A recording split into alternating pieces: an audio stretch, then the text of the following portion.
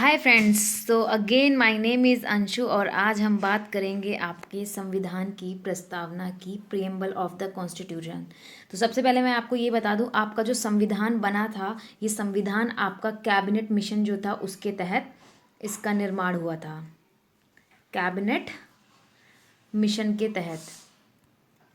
Okay, तो अब मैं इसमें आपको ये बता दूं, जो हमारा संविधान था इसकी जो पहली बैठक थी, इसकी पहली बैठक आपकी हुई थी 9 दिसंबर 1946 ईस्वी में।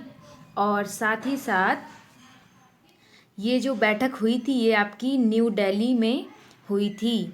और इस जो पहली बैठक थी इसके जो अस्थाई अध्यक्ष थे, अस्थाई, ये क्वेश्चन बेसिकली काफ़ी बार आता है कि संविधान सभा का अस्थाई अध्यक्ष कौन था। तो जो संविधान सभा थी उसके जो अस्थाई अध्यक्ष थे ये थे आपके डॉक्टर सच्चिदानंद सिन्हा। ये थे डॉक्टर सच्चिदानंद सिन्हा जी।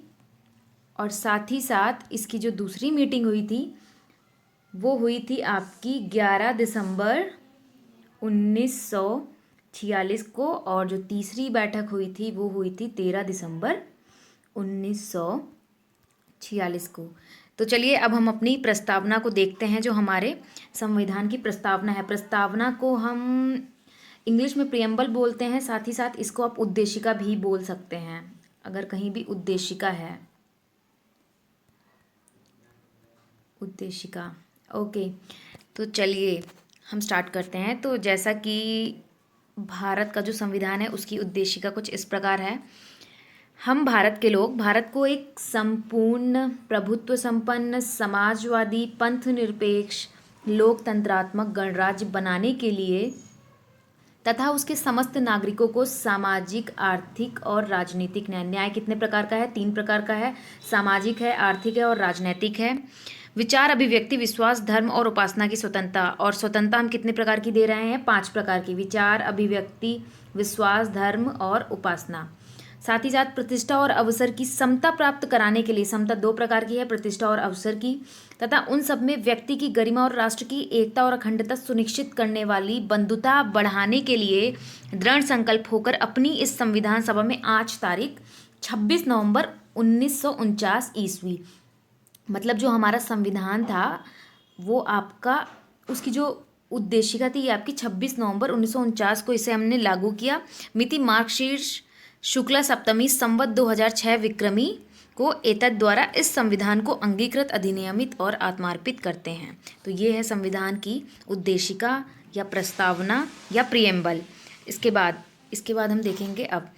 तो हमारी जो ये उद्देशिका है इसको हमने ऑस्ट्रेलिया से लिया है। ये आपकी ऑस्ट्रेलिया से ली गई है। ये आपकी 26 नवंबर 1949 को लागू की गई थी। अगर आपको संविधान की प्रस्तावना याद है तो आप वहाँ से निकाल लेंगे। तो हमारा जो संविधान है उसके उद्देश्यों को प्रकट करने के लिए उससे पहले हमने एक उद्देशिका प्रिएम्बल प्रस्तुत किया था। ये अब कुछ नोट्स पॉइंट्स हैं, इसमें आपको ये बता देते हैं। जो प्रिएम्बल है इसे हम संविधान की कुंजी भी कहते हैं। आपका जो 42nd constitutional amendment act, 42nd constitutional amendment act 1976 था। इसके तहत इसमें 3 शब्दों को जोड़ा गया था। वो शब्द कौन कौन से हैं? नॉर्मली ये क्वेश्चन आपका आ जाता है।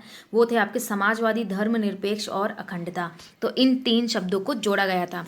उसके बाद हमारा जो प्रिएम्बल है वह हमें यह बताता है कि संविधान जनता के लिए है तथा जनता ही अंतिम संप्रभु है। अब अगर आपको प्रिएम्बल याद है तो आपने देखा होगा स्टार्टिंग कैसे होती है, हम भारत के लोग, भारत के लोग। तो ये आपका जनता के लिए है। उसके बाद प्रिएम्बल को लेके 2 मत काफ़ी फेमस थे। एक था आपका बेरूबारी यूनियन वाद, ये आपका 1960 में हुआ था। इसमें क्या था, इसके तहत जो उद्देशिका, ये जो प्रिएम्बल था इसको संविधान का भाग नहीं माना जाता था। उसके बाद में आपका केशवानंद भारती बनाम केरल राज्य 1973 आया, जिसके तहत संविधान को एक भाग बताया जाने लगा। उसके बाद में संविधान का कुछ जो प्रसिद्ध लोग थे उन्होंने आपके संविधान की जो प्रस्तावना है इसको किस नाम से पुकारा है, कभी कभार ये भी क्वेश्चन आ जाता है। तो संविधान का परिचय पत्र किसने कहा था? N.A. पालकीवाला जी ने, जो प्रियम्बल है उसको संविधान का परिचय पत्र कहा। और संविधान की प्रस्तावना हमारे दीर्घकालिक सपनों का विचार है। ये किसने बोला था? ये बोला था सर अल्लादी कृष्णा स्वामी अय्यर जी ने। और प्रस्तावना हमारी संप्रभु लोकतांत्रिक गणराज्य का भविष्य है, ये बोला था के.एम. मुंशी जी ने। तो ये था हमारा प्रियम्बल का। तो इस वीडियो में हम इतना ही रखेंगे। Thank you so much for watching this video.